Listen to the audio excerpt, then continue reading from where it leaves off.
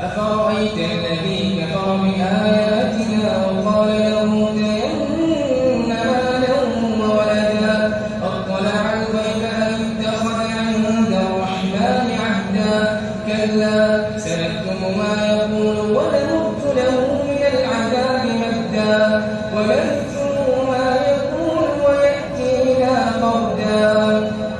واتخذوا من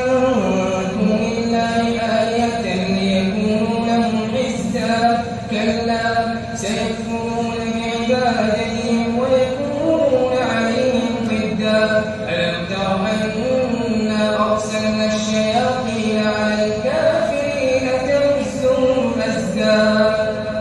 فلا تعجل عليهم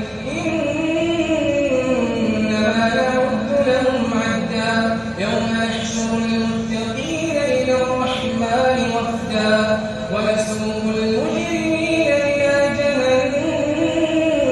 وردا لا يملكون الشفاعة إلا من اتخذ عند الرحمن عهدا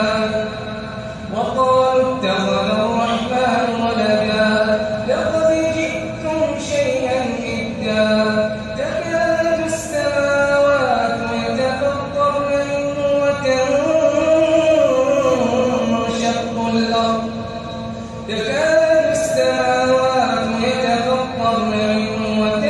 وتنشق الأرض وتخر الجبال هدا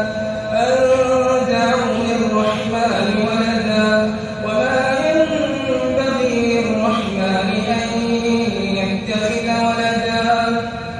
إن كل من في السماوات والأرض إلا آتي الرحمن عبدا لقد أحصاهم وعدهم عدا وكلهم آتي يوم القيامة فردا إن الذين آمنوا وعملوا الصالحات سيجعل لهم الرحمن ودا فإنما يسرناه بلسانك لتبشر به المتقين